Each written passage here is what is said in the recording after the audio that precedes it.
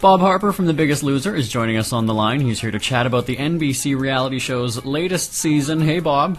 How's it going, Jeremy? Good, how are you? I'm good. All right, so the show is back, and, so is Jillian. I'm kind of actually scared of her, I should point that out. And we're seeing some tough love from her, but what's it like having Jillian back? She's great, isn't she? I love her. She's one of my best friends. We just spent the weekend in Vegas this past weekend. I love having her back on the show. She and I have started the show since the very beginning, and to have her back in the gym just yelling and screaming just seems quite natural. I'm scared watching at home, though. I guess that's a good thing, though, right? She's effective. Yeah, she definitely gets her point across, and people tend to respond. Well, I was thinking the timing of this season is perfect because, right after Christmas, after everyone goes all out on, junk food, well, not junk food, but overeating, this is a great time for people at home to get motivated, right? Yeah, it's always the first of the year where people are thinking, new year, new you, and we decided that Biggest Loser works the best at that first time of year when people are looking to get back on a healthier regime. Okay, so let's talk about that, though, because you just said new year, new you. But it just doesn't work for most people. We know that New Year's resolutions most people don't keep. What's the secret to keeping it then? Is it making it fun? Is it what would you suggest? I think it's anything that's going to keep you motivated. People are all gung-ho in the very beginning, but then realize that it takes effort. You get bored. You're having to do the same thing. And you just have to realize that you can't put so much thought into it. You got to find ways that you can make it fun. And if it means getting changing your workouts around, if it means finding someone to work out with. But you have to realize that it's not going to be this, party every single day. It's like you get your workout in and then you go on with the rest of your day. What's your motivation? Well, I do CrossFit, so it's and this is my job. This is what I love doing. So it's I enjoy working out. I enjoy eating healthy. It's just part of who I am. And one thing that I do, and I'm far from a fitness expert, but I just do little things around the house. If the phone rings, I walk around, go up and down the stairs while I'm talking. So working out doesn't have to be a chore, as you're saying. Make it fun. So as long as you're, correct me if I'm wrong though. So as long as we're moving and doing something, that's better obviously than just sitting on the couch. Yeah, of course. We're leading sedentary lifestyles, so it's you got to get people to move around and take more steps. You gotta find something that you enjoy doing that is going to create a sweat 4 to 6 times a week for at least half an hour, and that's what you got to do. Now, we had an interesting question sent in, and I wish I had time to reply and get more details, but the question is, I find committing to healthy eating and exercising to be a hassle. If I had to make one change with those, what is more important, eating healthy or exercising? They're both equally important. You can't have one without the other. If I had to choose one, I'd go with the healthy eating because it's over half the battle. But if you put the two together, it's just going to be so much easier. And maybe this is a stupid question, though, but are there warning signs that you're on the path to obesity? Obviously, people notice when they're gaining weight, of course, but when should somebody seek help from an expert then? I think that what you need to really concern yourself with is your waist. You've got to make sure that when you start seeing your waist increase, that's when you have an issue because that visceral fat right there is what will create really an unhealthy body. We've got to get back to the music. We're going to have more with Bob Harper from NBC's The Biggest Loser coming up right after this.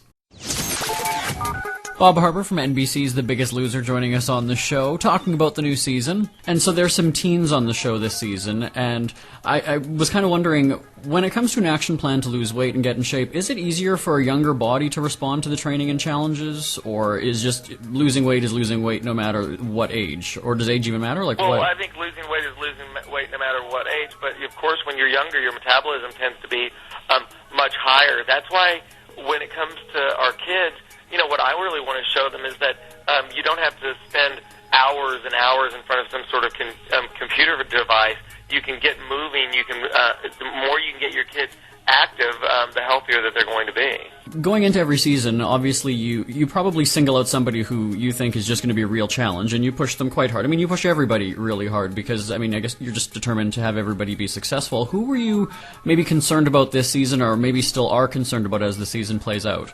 Well, I know that when it comes to our adults, we had a couple of people that were in their early 20s, and it's that younger generation that tends to generally speaking, have more of an apathetic quality. So it's like getting them to not be so complacent and find a way to get them to get excited. I mean, I had a couple of people on the show this season that that it was a real struggle to get them to be passionate about what they were doing.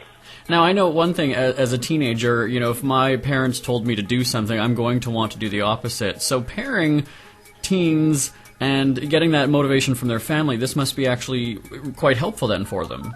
Yeah, I mean, you got to realize the parents set the tone of the house. So it's like the healthier we can get the parents, the healthier the kids are going to be. We hear all the time that the country is unhealthy; it's getting fatter and fatter. And you mentioned earlier about not sitting in front of a computer for so long. But what is the solution? Is it lowering grocery prices, having access to healthy food, taxing junk and fast food? I mean, I guess there's no one sure solution. But where do we start? I think that you start by just like what we're going to be doing on the show. We're going to be cleaning out all the crap in the house that you shouldn't have in there. I mean, it's like if you're going to have that kind of you shouldn't have that temptation in your house if you're trying to lose weight. It's like it's just getting people going back to the basics of eating a healthier and cleaner diet and taking a more initiative into the change of their life.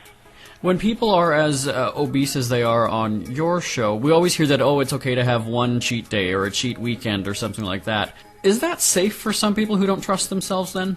I mean, I live with an 80-20 rule. Like, if you're living the way that I would want you to live 80% of the time, then there's that 20% that you can have whatever it is you want. Like, I can't tell someone that is this Italian mother that loves to feed her kids, her family pasta and lasagna and all that kind of stuff. But there's a time and a place for it. You just can't have it every day. So what else is coming up this season on The Biggest Loser then? Are there any big surprises that maybe caught you off guard?